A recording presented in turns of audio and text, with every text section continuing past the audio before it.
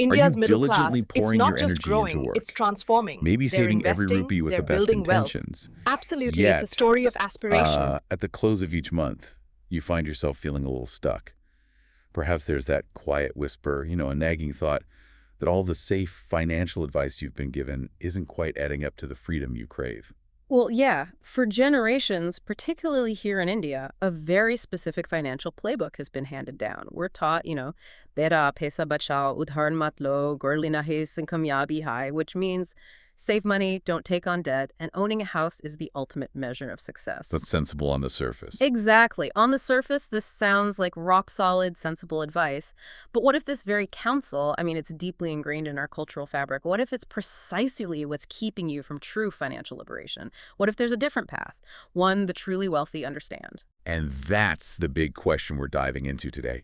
Our mission on this deep dive is to unpack the powerful insights Welcome from back to Wealth legendary Unlocked. investors Today like we're diving Warren deep Buffett, into an for starters. investor's mindset. We'll also unravel the That's raw, right. real It's about journey of an long-term entrepreneur vision. who Welcome literally back to built Wealth wealth from Unlocked. almost Today nothing, we're diving and deep explore into some an investor's cutting-edge mindset. analyses of India's incredibly That's right. dynamic It's and about unique long-term economic vision. landscape. We're here to reveal how the super rich genuinely build their fortunes and, maybe more importantly, how you can apply those very lessons within the Indian context.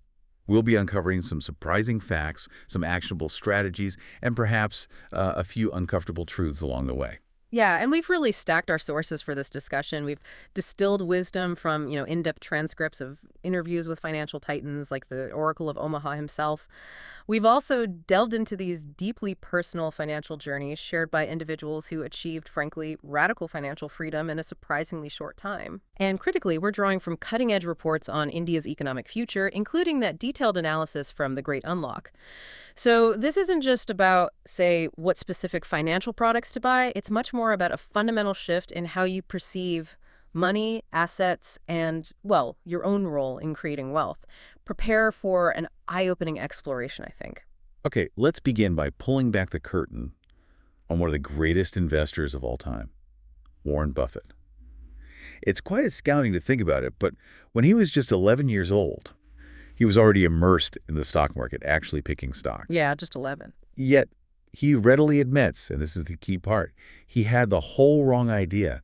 He saw stocks as nothing more than things that went up and down, Yeah. apparently spending countless hours charting their movements and devouring hundreds and hundreds of pages on technical analysis, trying to predict the wiggles. Exactly. He was completely focused on predicting those short-term market fluctuations, a game, let's be honest, many of us still try to play today. But what's truly transformative about Buffett's journey and what makes his story so compelling for us is that pivotal turning point he experienced around 19 or 20.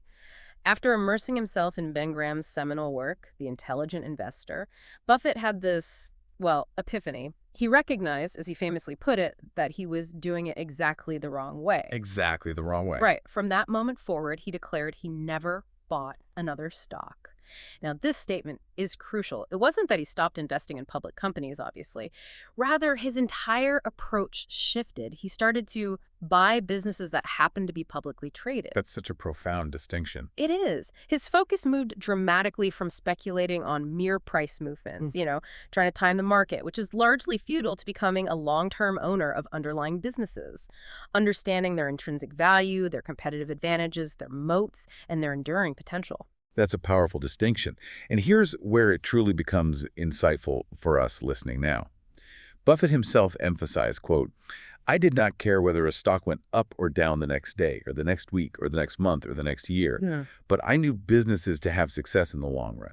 So this isn't about the fleeting rush of daily trading or trying to outsmart the market's constant, gyrations. Not at all. It's about developing the patience and the conviction to deeply understand and own a piece of something that creates enduring value, being confident that its inherent strength will translate into long-term success. It means looking beyond the ticker symbol, right?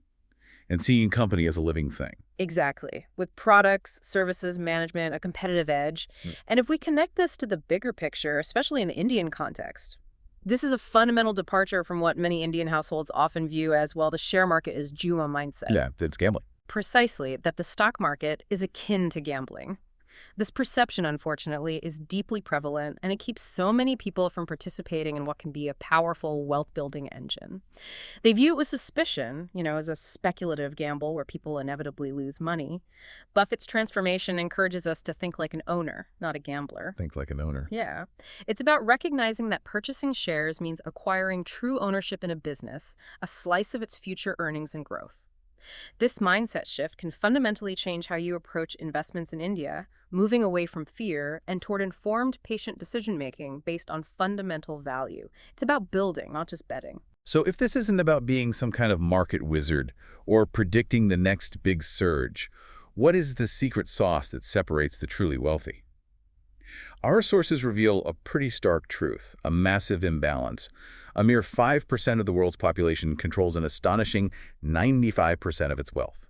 I mean, that's not just a minor discrepancy, it's colossal. Does this mean they simply started with more money, or is there something deeper going on? A difference in their approach, their mindset? That's exactly the point.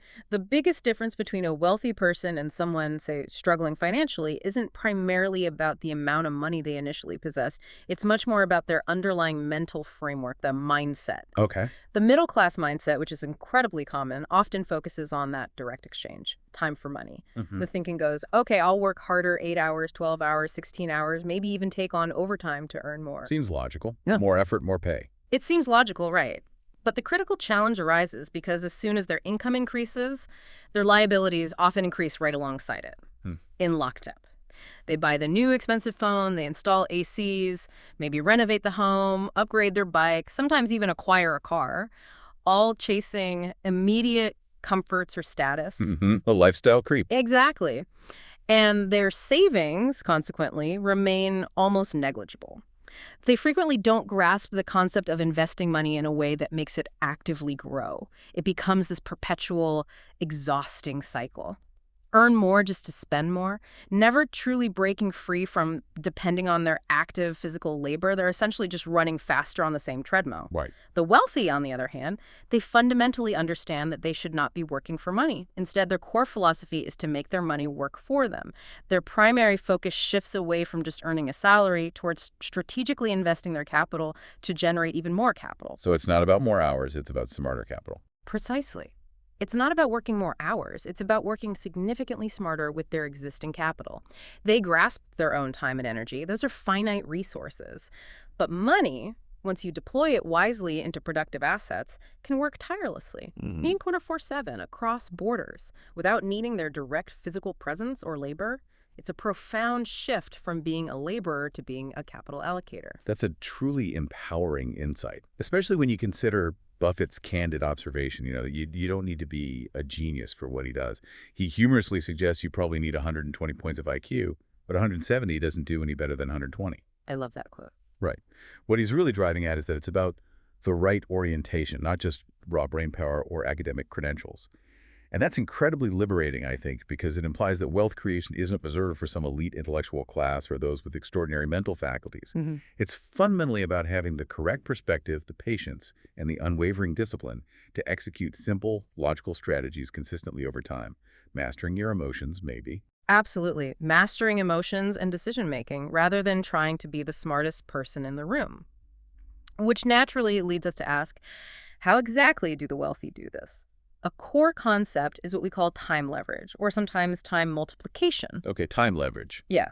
Consider a company owner.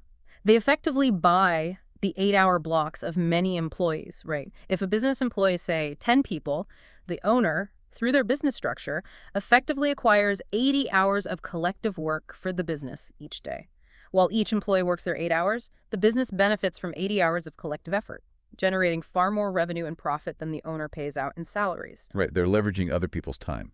Exactly. This simple yet powerful concept where money owns money, or where other people's time is leveraged to multiply output, is regrettably seldom taught within traditional Indian families. The cultural emphasis is often on securing a stable job and working long, diligent hours within that role, which is important, of course, but it creates a significant knowledge gap when it comes to true wealth-building strategies that scale beyond just individual effort. It's a critical departure from that linear one-to-one exchange of time for money. Okay, let's delve into something deeply ingrained in the financial life here in India. For decades, millions of Indians have faithfully followed a very specific financial path. Yet, for so many, the reality is still, living paycheck to paycheck or feeling financially stretched. Mhm. Our sources suggest there's something fundamentally amiss with the popular advice that echoes through generations. Save each rupee, keep away from debt, get a flat early on, and invest in LIC and PPF. Standard playbook. Exactly. This is the financial mantra for millions, often followed diligently, yet it frequently seems to lead to a cycle of constant struggle rather than true financial abundance. Yeah, and this brings up a really critical question. What exactly is the core trap within this seemingly sound advice? The trap lies in the belief that these actions, while they appear safe, sensible, risk-averse, inadvertently prevent true wealth creation. How so? Well, for instance, wealthy individuals don't just accumulate savings and fixed deposits or invest solely in gold.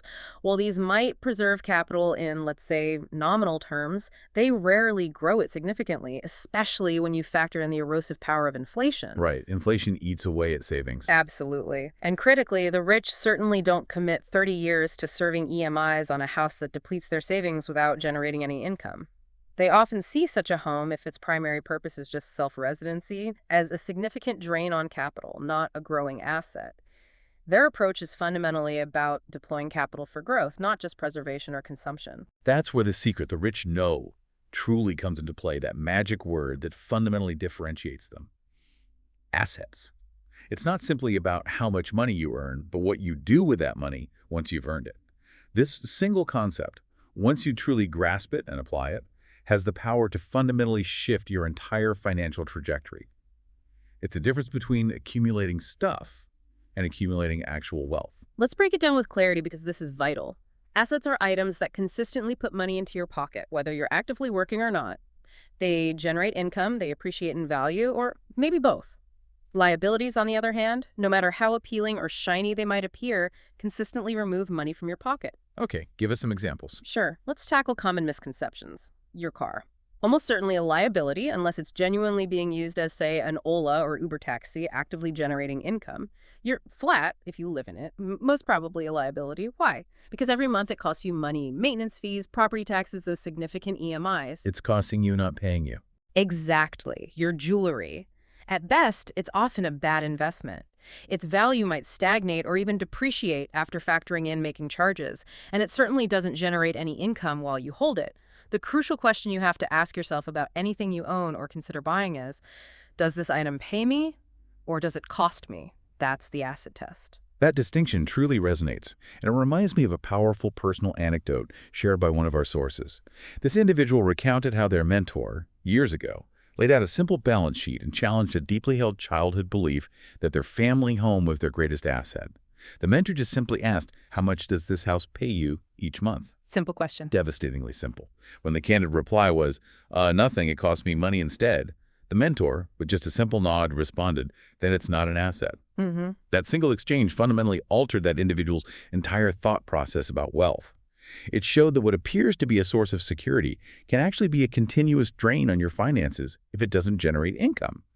It's a perspective shift many of us need to make. And what's truly fascinating here, and often a significant cultural hurdle in India, is that deep-seated illusion of the security of homeownership. The dream of owning a flat in burgeoning areas like Sarjapur or Whitefield, particularly in fast-paced cities like Bangalore, is paramount for so many. It's often seen as the largest, safest, and most secure investment one can make. It's the ultimate symbol of having made it. It is. But the stark reality is that every single month, that flat demands significant EMIs, hefty maintenance charges, property taxes, ongoing repairs. If that property doesn't consistently earn for you, if it doesn't put money in your pocket, it functions as a liability, not a true asset.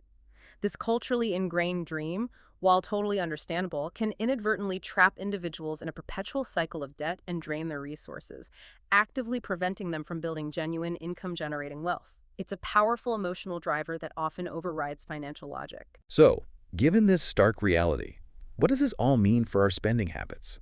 We often find ourselves caught in that emotional trap of purchasing status, don't we? The societal pressure, the desire to keep up with the Sharmas, often compels us to change our car every few years or purchase glittering gold jewelry for Diwali, even when we might be flat broke. The wedding pressure, too? Oh, huge. Splurging on an extravagantly large wedding or getting the latest iPhone the moment it launches, all driven by a desire to feel successful or maybe just to impress others. As one study highlighted in our sources, an astonishing 80% of money choices are driven by emotion, fear, or guilt, rather than rational financial planning. 80%. Yeah. But pause and consider this. A 12 lakh vehicle instantly depreciates the moment it leaves the showroom. A 1 lakh mobile phone often has in value within a single year. We invest years of our lives, sometimes decades, paying burdensome EMIs on things that continuously drain money from our accounts, providing only fleeting joy and a temporary sense of validation, leaving us feeling, well, empty-handed at the end of the month. So, if we expand our perspective to the bigger picture, what truly qualifies as an income-generating asset in the Indian context? Our sources give us concrete examples of what actually puts money in your pocket. First, a flat that you were renting out for more than its EMI and maintenance costs. The rental income becomes a consistent cash flow, not just covering expenses, but generating a surplus. That transforms it from a liability into a true asset. Okay, so renting it out profitably. Exactly. Second, dividend-paying stocks of quality Indian companies, like maybe an ITC or an HDFC Bank, these are businesses that consistently return a portion of their profits to shareholders, providing a steady, passive income stream without you needing to do any work beyond the initial investment. Passive income. Nice. Third, a small business, a franchise, or even a side business that actively generates income, whether or not you are directly involved in its daily operations. Could be anything from a digital marketing agency to a small cafe or an online store. Fourth, mutual funds or REITs, real estate investment trusts that consistently pay you dividends.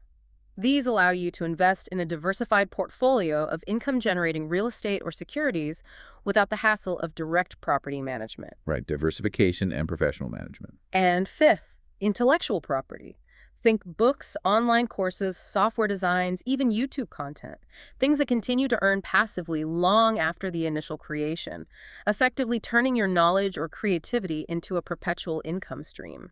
I recall an inspiring example from our sources where an individual shared their modest beginnings. Back in 2002, they started small, purchasing a 1 BHK apartment in Yelahanka as their very first investment property. They didn't have substantial savings, so they borrowed from the bank. But the critical part was ensuring that the rental income generated consistently covered the EMI. Made the numbers work. Right. It was a modest start, generating only a €2,000 surplus each month after all expenses. But the satisfaction of earning that money without any act of labor, just from the asset itself working, that was immense. It wasn't about the grand sum initially, but the profound realization that even small, positive cash flow could build a powerful sense of financial freedom and capability. And this brings up a really important question for many Indians. How should we view debt? While there's this pervasive fear of loans, often leading to the belief that all debt is inherently bad. Yeah, with heart not low, don't take debt. Exactly. But the affluent understand and actively utilize what's termed good debt. This isn't debt for consumption, like for vacation or a depreciating car. Instead, they strategically employ bank loans, they leverage investors' capital, they even form partnerships to purchase income-generating assets that effectively pay for themselves. So debt that works for you. Precisely. Debt that works for you. For instance, taking a loan to buy a commercial property that then rents out for more than the EMI. Or funding a business expansion that generates substantial profits. The key is that the asset acquired with debt is productive. It generates cash flow that exceeds the cost of borrowing. It transforms debt from a burden into a powerful tool for wealth acceleration. Okay, let's unpack one of the most profound and, frankly, almost magical concepts in finance. Something that can transform even modest savings into substantial wealth over time. It's a principle so powerful, Albert Einstein himself is rumored to have called it the eighth wonder of the world, which sounds like hyperbole, but maybe it isn't. It really isn't an exaggeration. It's the fundamental engine behind exponential wealth growth. What's truly fascinating here is indeed the magic of compounding. Simply put, every 1,000 you save and invest today has the potential, through this power of compounding, to help you achieve genuine financial freedom in maybe 10, 20 years. How does it work, basically? It's the ingenious idea of earning interest or returns, not just on your initial investment, your principal, but also on the accumulated interest or returns from previous periods. So your money makes money, and then that money makes even more money. It's a continuous, accelerating cycle. Money-making baby money. Kind of. As Warren Buffett succinctly puts it, the game is very, very, very easy if you have the right lessons in your mind about what you're buying. The simplicity of the concept often belies its profound power. However, while the concept is simple, the discipline required. That's the hard part. Right, the discipline to consistently invest over decades, weathering market ups and downs, ignoring all the noise, resisting that urge for instant gratification. Exactly. That's where most people falter. The ultra-rich, through sheer patience and a genuinely long-term view, harness this power incredibly effectively. So what are the practical implications of this magic? Let's dive into some truly compelling calculations that vividly highlight why starting early and maintaining consistency in your investments are far more impactful than just saving larger amounts later in life. We have a powerful, relatable example from our sources that illustrates this perfectly, showcasing 3 different individuals at different life stages. Yes, let's consider the classic powerful example of Ram, Shyam, and Ghanshyam from our sources. It really drives home the point of compounding. First, picture Ram. He's 20 years old, just starting his career, maybe earning $30,000 a month. He decides to invest a disciplined $6,000 per month. Okay, 6,000 months at 20. He commits to this consistent investment for a full 40 years. His total invested principal, the money out of his own pocket, amounts to 28.8 lakhs over those 4 decades. But here's the magic. At the, let's say, reasonable 15% annual return, which is achievable with smart, long-term equity investments, especially in a growing economy like India, his corpus grows to an astounding 18.84 crore. 18 crore from $6,000 a month? 18.84 crore. And get this, if Ram manages to achieve just 3% more, say reaching an 18% interest rate annually, that same investment could balloon to an incredible 51 crore. It just powerfully demonstrates the immense leverage of starting early and that unwavering long-term commitment. Wow. Okay, what about Shyam? Right, now consider Shyam. He starts 10 years later than Ram at age 30. Feeling he's a bit behind, Shyam decides to invest a significantly higher amount, $15,000 per month. He maintains this discipline for 30 years. His total investment, 54 lakhs, nearly double Ram's total principal contribution. So he's putting in way more money. Way more. But at the same 15% annual return, his money grows to 10.51 crore. Notice the impact. Despite investing nearly double Ram's total capital, the shorter compounding period, just 10 fewer years, dramatically reduces his final wealth. Time isn't just a factor, it's the critical, most valuable ingredient. 10 years makes that much difference. Incredible. Okay, Ghanshyam. Finally, we have Ghanshyam. He starts the latest at age 40. He's earning, well, now maybe $100,000 a month, and invests the highest amount of all 3, $25,000 per month. He continues this for 20 years, investing a total of 60 lakhs, the most significant principal investment among the 3. So he invested the most actual cash. He did, but at the same 15% annual return, his final corpus is just 3.79 crore. He invested the most money, but because he had the least time for compounding to work its exponential magic, he yielded the lowest return by far. It's crystal clear. The single most powerful concept at play here is compounding. If you were to look at an investment graph illustrating these scenarios, you'd notice that for the first maybe 10, 15, even 20 years, the growth curve is steady, almost linear, but not explosive. Right, it seems slow at first. But the real results, that dramatic upward curve, the parabolic rise, only truly kicks in during the later years of the investment journey. That's when the magic fully unleashes itself. Your accumulated interest starts earning significant interest on itself, accelerating your wealth at an astonishing pace. This is why patience isn't just a virtue in investing. It's like a non-negotiable requirement. Absolutely. And the truly wealthy take compounding to another level by aiming for potentially higher returns, often on larger amounts of capital. Let's use a real estate example from our source to illustrate this.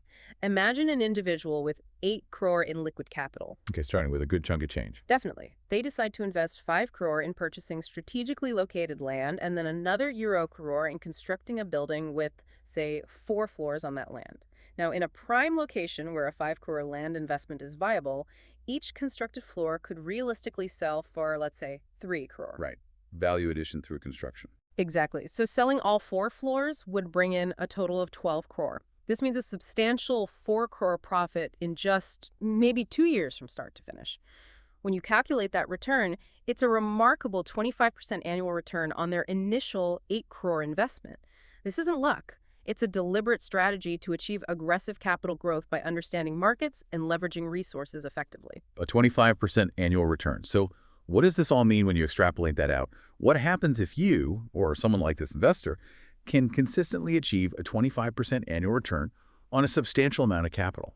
That kind of return sounds incredible, almost mythical to many, but what does it actually translate to over time? Well, it translates to truly exponential growth. Let's run the numbers quickly. Starting with that euro crore and consistently achieving a 25% annual return, that amount doesn't just grow, it multiplies rapidly. In just the first year, it becomes N crore. By the second year, 12.5 crore. And if you continue this aggressive compounding, that initial 8 crore grows to an astounding 116 crore in just 12 years. Whoa, 8 crore to 116 crore in 12 years. Exactly. This is precisely how the super rich multiply their wealth so effectively. They understand that their money is their most tireless employee. Many seasoned business owners, for example, routinely aim for a 2–3% monthly interest on their deployed capital, which translates to an annual return of 24–36%. Right. It's not necessarily about being a financial genius or simply working harder hours. It's about strategically getting your money to consistently make more money, making capital multiplication, rather than just earning an active income, the primary focus of their financial lives. They're playing a different game altogether. Okay, let's shift gears a bit and unpack a truly incredible story from our sources, the journey of an entrepreneur named Grant. This individual found himself at absolute rock bottom, facing the kind of financial distress that I think many in India can unfortunately relate to quite deeply. He had, get this, a mere 70 paisa in one bank account and 158 in another. Whoa, that's Yeah. a specific and low. Right. Jobless and consumed by this pervasive feeling of being a loser, he had to move back in with his parents, facing that constant, almost inevitable question from relatives and well-wishers. Son, did you get a job yet? He felt the shame, the weight of societal expectations, the crushing pressure. It's a tough spot. But what's truly fascinating here isn't just his low point, but his radical shift in perspective and, more importantly, action. Grant, despite having good grades, a university education, even having held a high-paying job previously, found himself broke and jobless. This forced him to realize that traditional paths alone weren't a guarantee of financial security. The degree wasn't enough. Exactly. He didn't wallow. Instead, he set this audacious, almost unbelievable goal to accumulate 7.5 crore in his bank account and achieve genuine financial freedom. Over the next 5 years, his work ethic was just relentless. He devoured every personal finance book he could find, took various jobs from the most basic to moderately decent, and courageously started 2 companies of his own. He hustled. Oh, big time. He faced multiple failures, endured losses, but critically, he never gave up. And the astounding result, he not only reached, but actually surpassed his 7.5 crore goal in just 5 years. It just proves that with immense determination, a shifted mindset, and the right strategies, rapid financial transformation is absolutely possible, even from ground zero. That's an incredibly inspiring trajectory. So what does this all mean for you sitting here listening?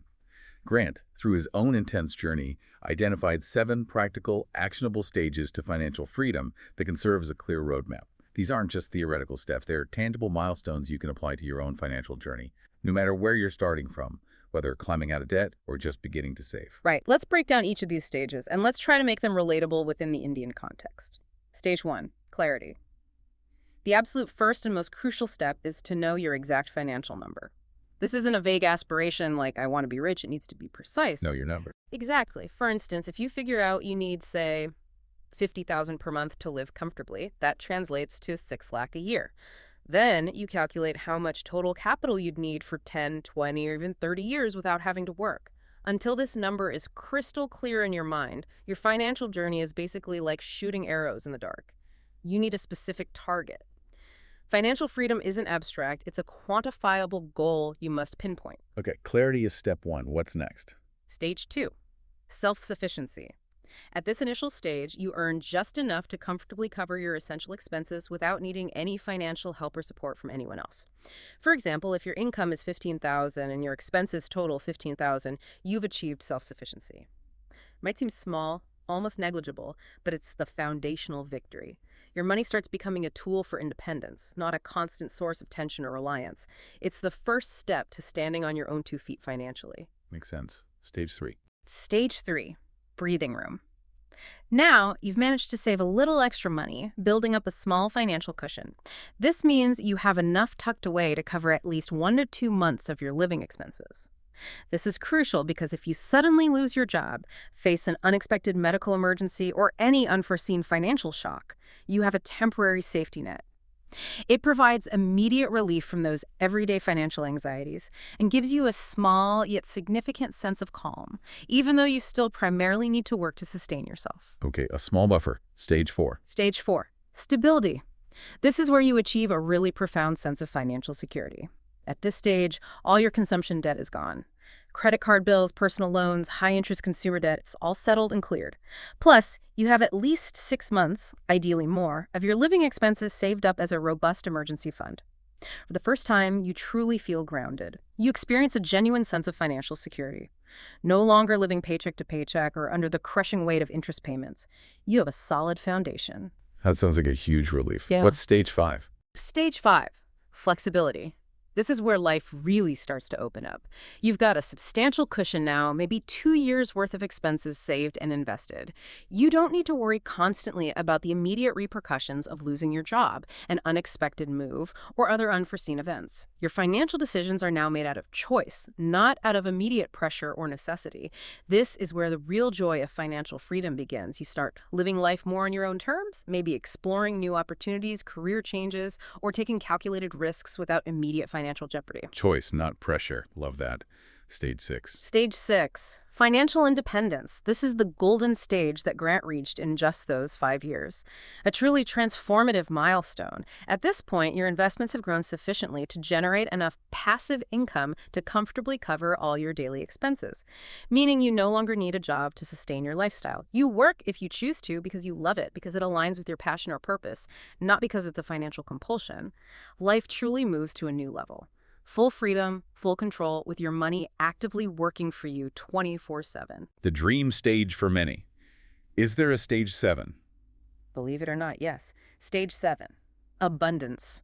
You now possess so much wealth and generate so much passive income that you can comfortably spend for the rest of your life, and your capital likely continues to grow, ensuring it will never run out. At this level, financial tension becomes a distant memory. You can dedicate quality time to loved ones, wholeheartedly pursue hobbies, travel the world, engage in philanthropy, whatever drives you. This is the zenith of true financial freedom. Your money isn't just working for you, it's multiplying, allowing you to enjoy life without any financial constraints whatsoever. Those stages provide an incredibly clear, almost step-by-step aspirational roadmap. But beyond just following sequential steps, Grant also shared these powerful thinking models designed to fundamentally shift your mindset, helping you actually achieve these stages. So what are these crucial mental frameworks we can apply practically? Yeah, these models are about fundamentally changing your relationship with money and, critically, with time itself. We've tried to weave in Indian insights here to make them even more relevant. First one, time is more valuable than money. We can always find ways to earn more money, right? But time, once spent, never comes back. It's gone forever. Finite resource. Absolutely. Kunal Shah, the founder of Sierra Ed, often poses this poignant question. If your income calculates to 1,000 per hour, would you willingly waste 30 minutes of your precious time just to chase a 500 discount? In India, maybe because historically labor has been abundant, many of us, perhaps unconsciously, don't fully value our time. Understanding your time's true worth clarifies countless financial and lifestyle decisions. Like hiring help. Exactly. For instance, if you're a busy working professional, hiring a maid or using services to manage household chores isn't necessarily an indulgence. It strategically frees up your valuable time. It allows you to focus on higher value goals, personal growth, or even starting that side hustle. And bonus, it also creates meaningful employment for someone else. It's about intelligent allocation of your most precious finite resource, time. Okay, value your time. What's next? Your number matters. The 25x retirement rule. To genuinely achieve financial freedom, you absolutely must know your target number. We talked about clarity. This is quantifying it. The 25x retirement rule is a widely used guideline. It suggests you aim to save 25 times your desired annual expenses. So if you determine you need 12 lakh annually to live comfortably, your target corpus is 3 crore. 12 lakh 25. 3 crore. Seems daunting. How do you approach that? Well, our source breaks down a practical strategy. You might divide this target, perhaps placing 1.5 crore in something relatively safe, like a fixed deposit, FD, for stability, maybe covering 12 years' expenses, and then invest the other euro 1.5 crore in a broad market index fund for growth potential. If that index fund returns, say, a conservative 15%, annually over the long term, that 1.5 crore could potentially become 8 crore in just 12 years. Oh, wow. At that point, you could effectively restart the cycle, potentially drawing from the growth. This isn't a short-term fix, obviously, but it provides a clear, tangible, long-term direction. It leverages the historical tendency of markets to grow over time and gives you a roadmap, a measurable goal. Got it. 25x rule. Next model. Compound interest magic and smart savings. We've discussed the magic of compounding, how every 1,000 you save today can snowball. But truly harnessing this requires making smart choices about your major expenses. Grant points out 3 big areas where people typically waste the most money, hindering their ability to compound. First, home. Instead of feeling obligated to buy an expensive house right away, especially in prime city areas, maybe consider a more affordable option or even renting for a period. Choose a slightly less central area, perhaps. The significant money saved from lower EMIs or rent can be strategically channeled into income-generating assets, turbocharging your wealth creation. Delay gratification on the big house. Potentially, yes. Second, car. Buy a car for pure necessity and utility, not as a status symbol. That Eurolac vehicle instantly depreciates the moment it leaves the showroom, often losing 10–20% of its value immediately. Focus on function, not flash. Third, food. Eating at home consistently saves a tremendous amount compared to frequently dining out or ordering in. The cumulative savings from mindful daily food choices can be truly substantial over time, freeing up capital for investment. And the big Indian one. Ah, yes, weddings. This is a uniquely Indian challenge, isn't it? Many families, unfortunately, take out substantial wedding loans, spending years paying EMIs for a single, often extravagant event. Imagine if that substantial amount were invested instead. When you consciously avoid these unnecessary, often status-driven expenses, those saved thousands of rupees are then free to embark on their powerful compounding journey, really leveraging that eighth wonder. Okay, cut the big unnecessary expenses. What else? Side business income. Our sources strongly emphasize the critical importance of generating diversified income streams, specifically a side business income, alongside your primary active income. Grant himself was a master of this. He invested in real estate using strategies like flipping, buying properties cheap, renovating quickly, selling high for profit, and generating consistent rental income buying on loan. Rent covers EMI. Eventually, the property and rent are yours. So real estate was his side hustle. One of them. But beyond real estate, you can always start a side hustle leveraging your existing skills. Maybe freelancing in your area of expertise, teaching online, consulting, creating digital content. The goal is to build multiple income channels, reducing reliance on a single source and accelerating your financial growth significantly. Makes sense. Don't put all eggs in one basket. The last model. Learn selling. Now, this raises an incredibly important question, often overlooked by many. Grant unequivocally calls selling the biggest skill in business, maybe even one of the biggest skills in life. Selling. Really? Absolutely. He recommends studying classics like Dan Kennedy's The Ultimate Sales Letter, or Robert Cialdini's Influence, or modern guides like Russell Brunson's .com Secrets. Beyond books, practical sales courses can be invaluable. Because selling isn't just about closing deals in a business context. It's a lifelong skill of persuasion, negotiation, effectively communicating value. It's crucial in jobs you sell your skills to employers. In business, you sell products or services. Even in personal relationships, you influence and build rapport. Okay, how could someone apply that today? Well, as a tangible example relevant right now, you could learn to create animated videos, maybe like the one featured in our source material. Then start freelancing for businesses, or even launch a faceless YouTube channel to monetize your creative and selling skills. The demand for engaging content and the ability to sell it or sell through it is growing exponentially every single day in the digital landscape. It's a highly transferable and valuable skill. Okay, let's pivot now and consider the broader economic landscape, particularly here in India. What does all this mean for the rapid ascent of some of India's biggest success stories over the last decade?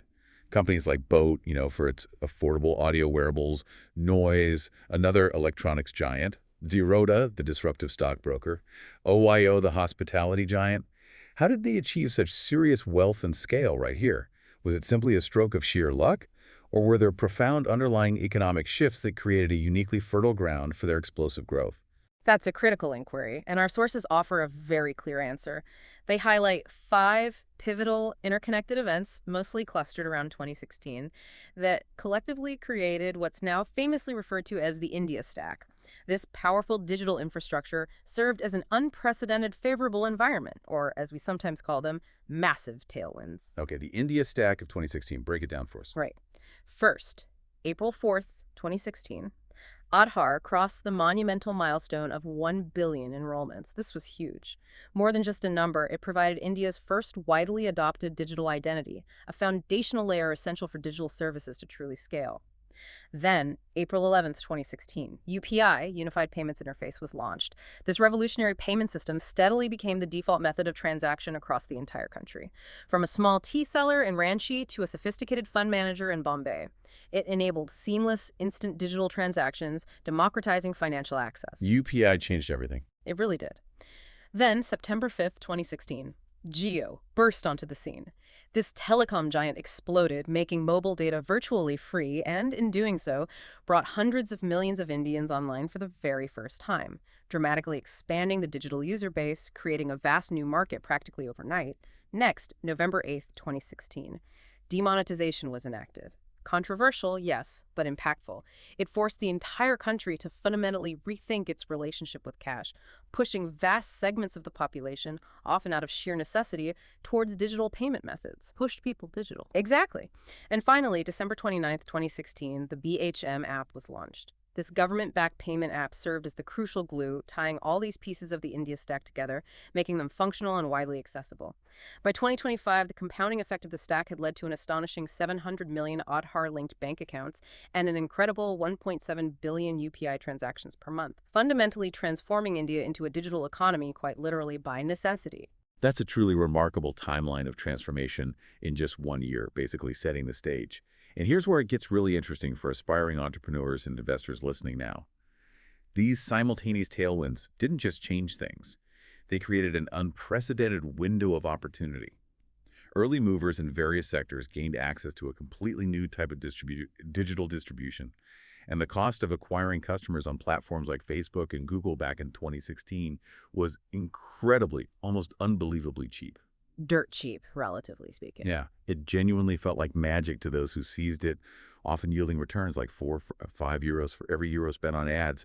There just weren't many brands aggressively bidding them.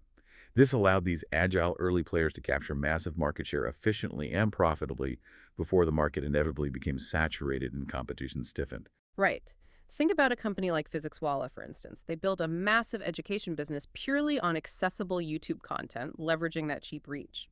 Or Zeroga, which ingeniously leveraged Aadhaar eKYC for instant paperless onboarding, seamlessly pulled documents via DigiLocker, facilitated instant funding via UPI.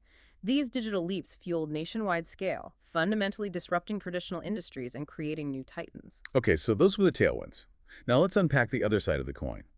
While these massive shifts have undoubtedly propelled India's growth and created immense wealth, what are the headwinds? The persistent challenges that are still holding India back from achieving its full potential, specifically that ambitious target of an $8 trillion economy by 2035, as detailed in the Great Unlock report. These are the systemic issues that need solving. Yeah, according to the report, India faces 4 critical challenges, which are also, paradoxically, our greatest opportunities for innovation and growth. Number 1. Income disparity. The data is pretty stark. Only 13 out of India's 788 districts contribute to a staggering 50% of our national GDP. Half the GDP from just 13 districts. Exactly. It means economic activity and, crucially, jobs are heavily concentrated in just a few regions, primarily in the south and west. But here's the twist. These very regions also exhibit very low fertility rates, leading to a demographic imbalance. This concentration of opportunity leads to severely overcrowded cities like Bangalore, Mumbai, Delhi, where infrastructure consistently struggles to keep pace with exponential job growth, resulting in chronic congestion, strain on public services, significant quality of life issues. Bridging this disparity is key. Okay, income disparity. What's the second headwind? Number 2, lack of formalization. A vast majority of Indians, maybe 75%, still work in the unorganized and informal sectors, primarily agriculture and MSMEs, micro, small, and medium enterprises. Out of 63 million MSMEs, for example, only about 8 million consistently file GST, and just 1 million provide essential employee benefits like PF and ESI. Huge informal sector. Massive. This pervasive lack of formalization creates a huge $530 billion credit gap, effectively denying countless businesses access to formal financing needed for growth. Simultaneously, it leaves millions of workers without critical social security, formal training, or stable employment, perpetuating a cycle of economic instability and vulnerability. Right. Third challenge. Number 3, Low productivity. India's overall labor productivity rate is strikingly low, just around $7 per hour. To put that in perspective, it's about 1/10 that of the United States.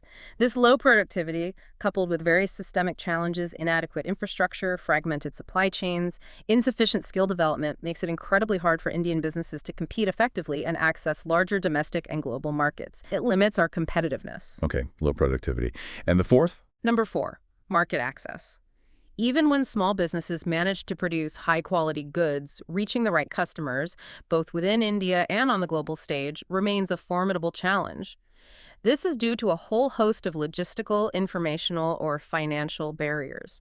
For instance, an MSME that lacks formalization might struggle to secure the credit needed to fulfill a large global order, even if they have the product and the demand. This creates a bottleneck, preventing many small businesses from realizing their true growth potential. That's a sobering assessment of the hurdles.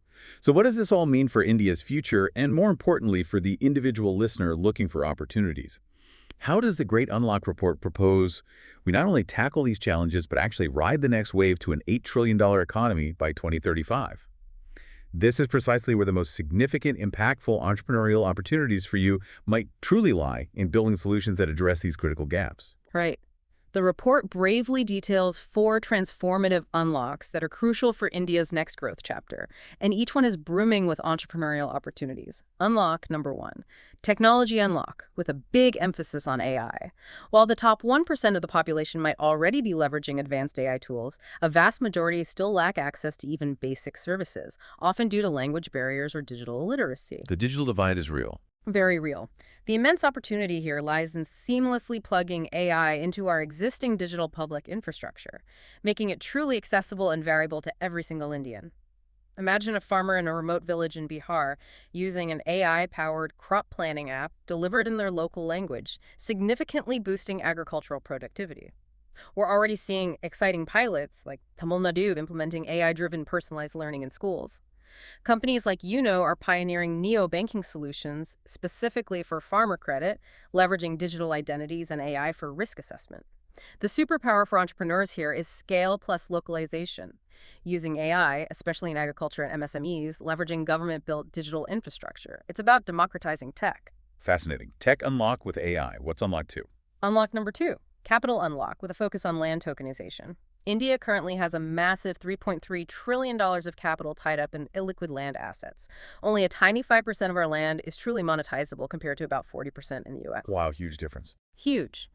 The revolutionary solution proposed is tokenization. This involves dividing land ownership into smaller, tradable digital tokens on a secure blockchain. This innovative approach would allow landowners, especially in rural areas, to sell small portions of their land ownership for immediate capital, maybe for education, healthcare, starting a business without having to sell their entire asset. Imagine selling just 1% of your ancestral property as a digital token. Fractional ownership of land. Exactly. India is already moving towards this with Bhu-Aadhaar, the ULPIN unique land parcel identification number, which is already linked to about 30% of rural lands. This creates incredible opportunities for startups building the tech infrastructure for these land tokenization platforms or developing credit tech platforms for informal workers that leverage formal data like GST invoices to facilitate small, accessible loans, unlocking vast pools of previously inaccessible capital. Okay, unlocking capital via land. Unlock 3. Unlock number 3, entrepreneurship unlock. The report projects an explosion of innovation. 1 million new startups and 10 million modern MSMEs emerging by 2035. And crucially, over 50% of these new ventures are expected to emerge from outside the traditional metro cities. Growth beyond the metros. Exactly. Consider JAR, for instance. They revolutionized gold savings by allowing people to buy digital gold for as little as 10. Making investing accessible, like those Euro shampoo sachets, transformed consumer habits. Small, affordable entry points. However, India still faces hurdles, ranking 63rd in ease of doing business with a daunting 69,000 compliance requirements. It hinders entrepreneurs. The solution involves fostering more targeted funding opportunities beyond metros and cultivating a vibrant entrepreneurial flywheel where successful startups like Flipkart leading to PhonePeak, then PhonePe's founders funding new ventures, collectively seed and nurture a new generation of mission-led Tier 2 problem solvers. Think Udaan Mart or Smart Staff solving local impactful problems, fostering a cycle of innovation. The flywheel effect. Oh. Makes sense. And the final unlock. Unlock number 4. Formalization unlock, centered around a digital energy grid.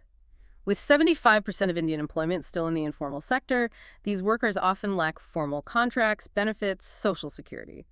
The innovative solution proposed is a digital energy grid dubbed the potential UPI moment for energy in India. It reimagines our traditional, centralized, one-way electricity system into a decentralized, two-way network. How would that work? Imagine small shop owners or households with rooftop solar panels being able to sell their excess generated energy directly to their neighbors via a digital platform. This isn't just about clean energy, it creates millions of new micro-entrepreneurs.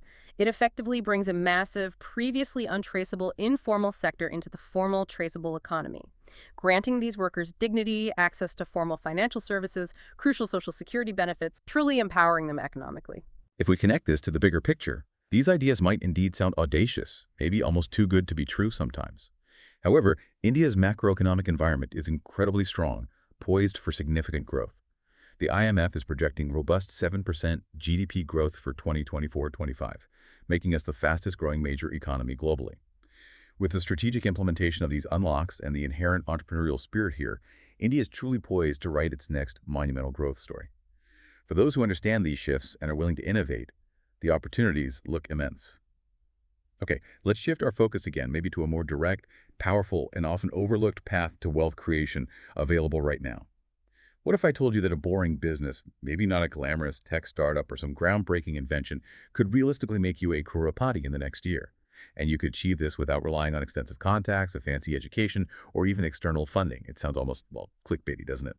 But our sources lay out a clear, repeatable blueprint. It does sound a bit like that, but what's truly fascinating here is that the source explicitly states that this very model, this approach to online business, has genuinely helped thousands of people become crorepati within a relatively short time frame. The speaker, who brings a decade of personal experience in the online business space, reveals that he personally generates a combined monthly revenue of 1.5 crore from his own portfolio of these often boring online businesses. 1.5 crore a month. Yeah. And he stresses that what he shares are not mere academic theories, but 5 truths, hard-won lessons learned over a decade of hands-on entrepreneurial journey full of failures, learnings, and ultimately significant success. These are practical, battle-tested insights from the trenches. So what does this all mean for you, the aspiring entrepreneur, or even just someone looking for a new income stream? These aren't abstract concepts, but tangible, practical insights into what consistently works for wealth creation in the online space, especially given the current booming opportunities within India's digital economy. Let's dig into each of these 5 truths. Right. Let's detail each of these 5 truths, providing context and actionable insights. Truth number 1. Right time, right opportunity. Success isn't merely about putting in relentless hard work. It's about channeling that hard work at the right time and seizing the opportune moment. Historically, we've seen this pattern. 90s, IT services, Infosys, Wipro. Early 2000s, education coaching institutes. 2010s, tech disruptors, Paytm, Ola, Flipkart. Riding the waves. Exactly. Today, in the 2020s, the Indian e-commerce space is experiencing an unprecedented boom. A compelling example from our sources is Vishal. Just a few months ago, he had 0 prior experience in e-commerce, didn't even know how to build a website. Yet by entering the market at this opportune moment, he's now profitably doing 2 crore a month. He succeeded because he aligned his efforts with a massive growing wave. These next 2-3 years specifically are considered the absolute best window for Indian e-commerce, a unique opportunity. Timing is crucial. Got it. Truth number 2. Truth number 2. Struggle is part of success. This is a truth many shy away from, but struggle isn't a deviation. It's an inherent, indispensable part of the entrepreneurial process. Every single successful person has faced immense struggle, setbacks, moments of despair, failed products, missteps, financial losses. They're not signs of personal inadequacy. They're invaluable teachers. They teach you what doesn't work, refining your approach, building resilience. You learn from failure. Absolutely. The entrepreneurship game isn't won by those who avoid struggle, but by those who don't give up when it inevitably arises. Consider Mukul from our sources. He started his e-commerce business out of sheer necessity when his twin daughter's expenses grew, even with just one left in his bank account. He faced immense pressure, difficult times, but he didn't give up. His perseverance through that struggle led him to generate over 20 crore in revenue annually. You have to embrace the struggle. It's refining you. Powerful story. Truth number 3. Truth number 3. Speed is more important than perfection. This is perhaps the biggest pitfall for aspiring entrepreneurs. That paralysis by analysis, endlessly striving for perfection before launching. The truth is, the faster you launch, fail if you do, learn from those failures, and iterate forward, the faster you will ultimately succeed. Fail fast, learn fast. Exactly. No. Experienced mentors in online business often advise entrepreneurs to go live with the minimum viable product or business in just 7 days. This forces a focus on the core money-making processes like testing products, running ads, rather than getting bogged down in endless website tweaks or logo designs. One student, Niwan, acted quickly on this advice, launched rapidly, started making 1.25 lakh in profit by his second month. Speed truly beats perfection every single time because it accelerates the learning cycle and gets you into the market where real feedback exists far quicker. Don't overthink, just do it. Okay, truth 4. Truth number 4. Focus on one thing. Trying to juggle multiple businesses simultaneously is almost a guaranteed recipe for failure. Spreading yourself too thin. The speaker from our source shares a deeply personal cautionary tale. In his early days, he started 10 different ventures, genuinely believing more businesses equals more money. The brutal reality, the opposite. He ended up bankrupt in 1.5 years, had to take 2 loans just to survive. Ouch. Yeah. Yeah. He only found significant success when he made the painful but critical decision to shut down everything else and pour all his energy and resources into one single business. This unwavering laser-like focus allowed his e-commerce stores to eventually generate over 60 crore in revenue. If you truly aspire to make one thing big, build something substantial, you have to prioritize it above all else. Dedicate everything to its singular growth. Laser focus. Got it. And the final truth. Truth number 5. Aim for the next milestone, not just 1 crore. A common yet significant mistake people make is directly targeting a massive goal like 1 crore in revenue right from the start, without having first achieved smaller, incremental milestones. This approach is often unrealistic and usually leads to discouragement. You don't magically acquire the skills, capital, or confidence needed for 1 crore overnight. You build them gradually, step by step. Baby steps. Exactly. Instead, the advice is to aim for a realistic first milestone, perhaps 10,000 in profit. Achieve it, understand the process. Then aim for 1 lakh, then 5 lakh, 10 lakh, and so on.